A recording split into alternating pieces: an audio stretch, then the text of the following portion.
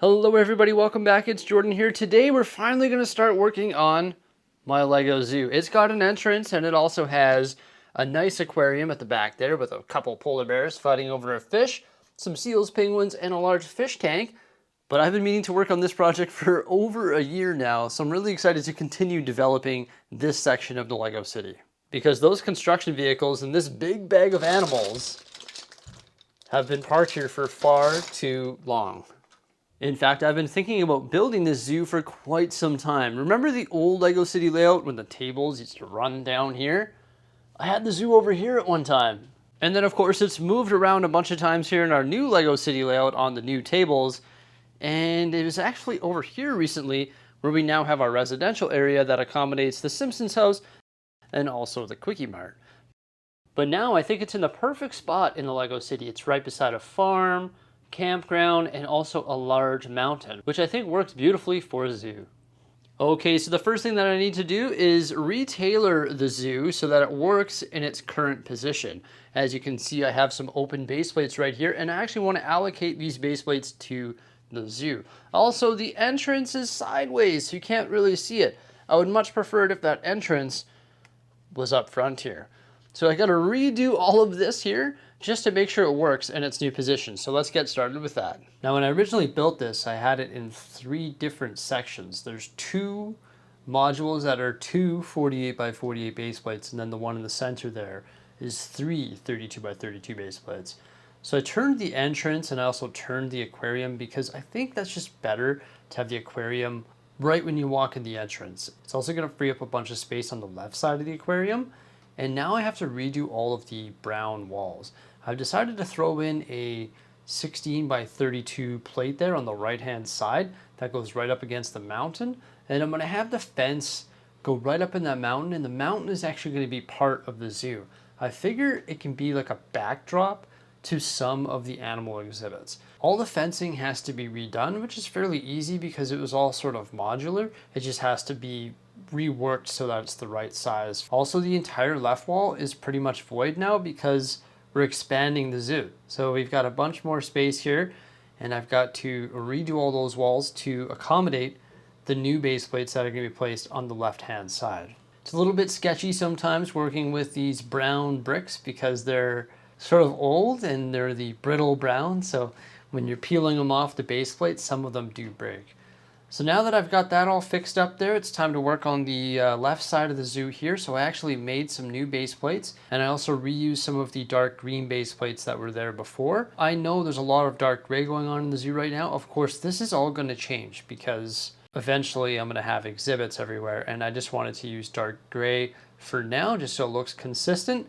So here we go, we've got the new layout for our zoo. I like it, got the entrance, the aquarium, lots of space for different exhibits. Now I've just got to sort of figure out where everything is going to go, and then we can get to the fun part, which is building the animal exhibits. When we take a look at the surrounding area, we have some water that's running through the back of the farm there, then through the campground. And then it comes to an abrupt stop right here, just outside our zoo wall. So I've decided that's actually the next thing that I need to address. The water is actually going to be running through the zoo, and it's going to connect to the waterfall, which is way up here on the Ninjago Mountain. And this is part of the reason why I want to give the zoo so much space, is because I want to continue the vibe of the campground, trees and winding paths and stuff like that in the zoo. So as you can see, I have carved out the shape of our river from the mill plates. Whoops. Nice. But I've carved out the shape of our river there. So what I've got to do is just finalize that, make sure that's good, and then sort of blend it in just like I did here in the campground. So once we get a nice detailed river going through there, or a creek, I think it'll look quite nice. Something as small as that little creek there isn't quite as simple as it looks. There are a lot of parts that went into creating that. So before I detail the creek running through the zoo here, I've really got to think long and hard about the position of it and make sure that these meanders here are to my liking. After roughing it in, I made a green border using green bricks and then laid the black plate on the base. The next thing I need to do is add details such as bushes, slopes, curb slopes, stuff like that, and then finally the water. With that all done, I think the creek is looking pretty good here in the zoo. There are some harsh corners here, like this might be a little bit too drastic. Also, the difference in color from the dark gray to the green is very noticeable. If this was all green, then it would blend in quite nicely, similar to how it does in the campground. Also, our creek is wider in the campground. Maybe it could have been a bit wider, but I didn't want to allocate too much space to the creek. And I think when I start adding animal exhibits, it's going to blend in that creek nicely. So I am having a little bit of trouble just visualizing how I'm going to make this all work and where I'm going to put the animals. I know it's a big open space, but I think that's what's making it so difficult. I have so many different animals to choose from. I think the easiest place to start is probably Africa with the elephants and giraffes, probably in this corner here. Maybe even taking up that whole back area there, because I think they need a lot of space, because not only is there elephants and giraffes, but there's also lions, ostrich, and crocodile that need to fit in that Africa theme. So I think that's probably the best place to start. The first exhibit that I worked on was the African elephants, ostrich, and also giraffe. It takes up an entire base plate, which is pretty big. Obviously, I would like to give these animals more space. I'd like to give them 6 base plates, but you can't do that. I mean, the zoo is already taking up a pretty big spot here in the Lego City. And when you think about it, this can actually fit a modular building. So yeah, it's quite a bit of space, but I've got a little watering hole back there where you can see the grown elephant and then the baby right there. Now, the water is just the base plate. I don't really have any more stuff to create water detail. I'm out of the trans blue tiles, but I think it looks pretty good. Got some wet sand just outside that water there, and then some tan plate just representing sand, and then some green grass going around the edges, and then 3 of these awesome trees. They've got the leaf elements at that interesting angle there, and I think it's a pretty nice tree design. As you can see, our giraffe is eating the leaves off that tree there. Yeah, I actually recently ordered the brown connector elements so that I could put the leaves at those interesting angles like that. I didn't do that for the campground. Eventually, I'd like to go through and convert all these trees so they look similar to that, even if you use a combination of the techniques. So you have the connector elements that can hinge, and then you also have some of the flat leaves like that there.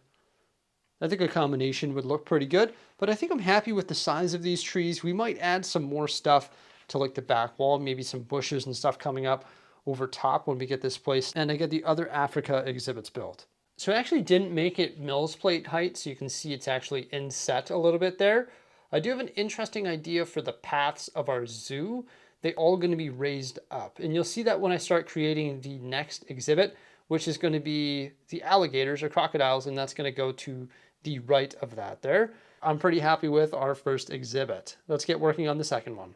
Here we go. We got crocodiles and flamingos. I don't think this one is 100% complete yet. As you can see, I've left some open bricks here on the side because I'm actually going to connect it to the next exhibit over, which is the lions. But you can see our path here. This is sort of what I want to do in the zoo. I want our paths to be elevated up, like over the animals. So then people who come to spectate the animals can stand here and sort of, you know, look down at the exhibits, and they're obviously safe from the animals. I was experimenting with like big glass panels and stuff like that. It just looks sort of big, sort of bulky. I know in a real zoo they would have glass panels so people don't jump over and go inside, but I'm just going to have to use my imagination and say that Lego people won't do that just because the glass panels made it look really bulky. But I've got this nice path here. It's got like a viewpoint on the end of there, so you can see the elephants looking out this way and the crocodiles or flamingos looking out this way, and also the seagull if you want to check out the seagull.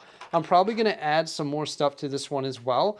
I have to build another one of these viewpoints right here. So before I add more bushes and do more blending and add cheese wedges and all that different stuff, I'm just going to make sure I get this lion exhibit built over here, and then I'll probably go through and detail it all. But let's see how this one looks beside the elephant, giraffe, and ostrich exhibit. The path might come one brick down. It might be a little bit too tall. Also, I need to do a dividing wall between the two exhibits because I don't think crocodiles go with the other animals. I could be wrong. I mean, I've been to the animal kingdom many times and the crocodiles are off on their own. They're not with these other animals, but I do see these animals together. And then also the lions are usually separated as well, and those are going to go in the corner. But yeah, just a little bit of blending has to happen with this one here. The trees are nice, but they do sort of shelter the animals and they're a little bit difficult to see over there. Also, obviously, we need to continue working on our path. I think this same sort of raised path is going to go all along here. I think it's going to be a lot of trial and error with the zoo. But once again, this is just a work in progress, and I think we're heading in the right direction so far. Here's the start of our lion exhibit. I sort of like it clean like this. You know, it just sort of looks presentable. Sometimes when you add these leaves and stuff, it just looks a little bit crowded, but I think I like that. As you can see, I built like a big rock on the back here, inspired by, once again, Animal Kingdom. They've got like a big rock like that. Some water going around the base of it, and then just some green grass around the perimeter of that. There is the dividing wall there that I added, splitting up all of the exhibits. And then I put these palm leaves over top. I think that's pretty cool. I just used 2 cylinders and then a antenna that goes into those cylinders, and then you can clip those palm leaves right to it. As you can see, I've got a little staircase going up there. Then I've got Dad sleeping up there on his side. I'll probably use a snot brick or something like that to actually mount him on his side, but most of the time lions are just laying around doing absolutely nothing. Taking a drink of water there. I'll probably add some detail, but I don't know. What do you think? Like, does it look clean? It looks pretty clean. I might add some water detail using all of my miscellaneous 1x1 transparent blue stuff, similar to how I did my water at the beach. I think that looks pretty good and would look really good in the zoo exhibits. Then with that water detail in there and a little bit of bamboo and some greenery and stuff like that, it'll really make this area pop. And if I do that for all of the exhibits, I think that's pretty much what they're going to need. I mean, that would pretty much be the final thing, I think. I don't know. I would like to add this. I actually just came across this right when I finished building my exhibit, but I don't know where I would put this. It's just like a little nook. Obviously, it's a super simple build.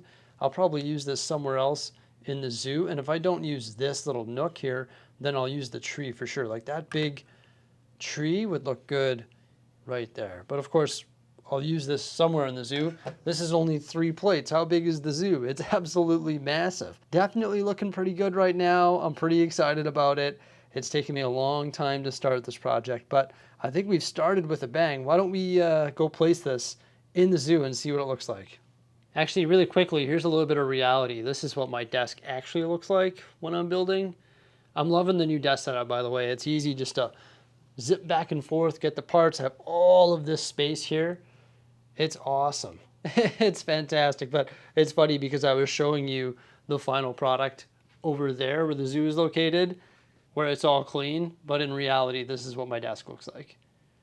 Oh yeah, and this is one module here, so it's 2 Mills plates. It's funny, at the beginning of this video, I made all those plates and stuff, and I ended up just building these from scratch, just because, I don't know, I just needed a blank canvas, you know, to have the blue water and the nice green border and stuff like that. It was way easier just to start from scratch. Hindsight 2020, right? I'm definitely pretty happy with that. It's nice to have some color and some animals here in the zoo. The animals are no longer in a plastic bag. Yeah, awesome. So we got our entrance, our aquarium, the little creek running through the zoo, which still needs to be connected to the waterfall. I just didn't want to stack hundreds of 1x1 trans blue studs. Oh, I'll have to do that watching the Oilers game or something like that.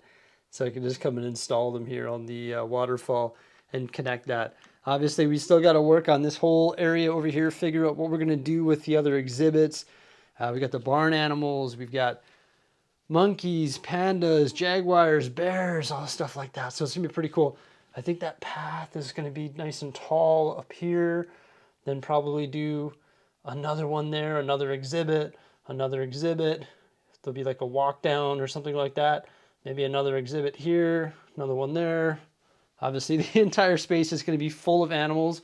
and look like that. And then the creek running through will just sort of be worked into it all. It'll be super nice. One thing I would like to do is tile off everything so we get rid of all of these studs. Eventually, when we have all of our pathways all in, place and stuff like that, I'll start tiling that all off. I have a ton of dark gray tiles and 1x2. I can probably use a combination of those and other things to get a really cool tiled off vibe. And when we get our paths and everything in, eventually a lot of this will change to green and we'll build more trees. I've got so many parts to build trees. I've just been accumulating stuff for so long. So it's going to be really nice to get some big trees and stuff in here and all the animal exhibits all worked in. I didn't mention it earlier, but I put a curved bridge here going over top of the creek. Obviously, once again, I want to get this all tiled off, remove a bunch of this dark gray, really get some nice vibrant colors in here that pop. Fill this place full of minifigures. We've got to do all sorts of concession stands and souvenir stands and stuff like that. So there's a lot of stuff that needs to happen here, but I think day one of working on the zoo, we got a lot done. It actually took me 2 days. But yeah, we got a lot done. It's looking amazing, and I'm loving the vibe of it so far and having a lot of fun with it. Everybody, thank you so much for coming on by. I hope you enjoyed this LEGO Zoo update. Remember to like, subscribe, and stay tuned for some more great stuff. Farewell.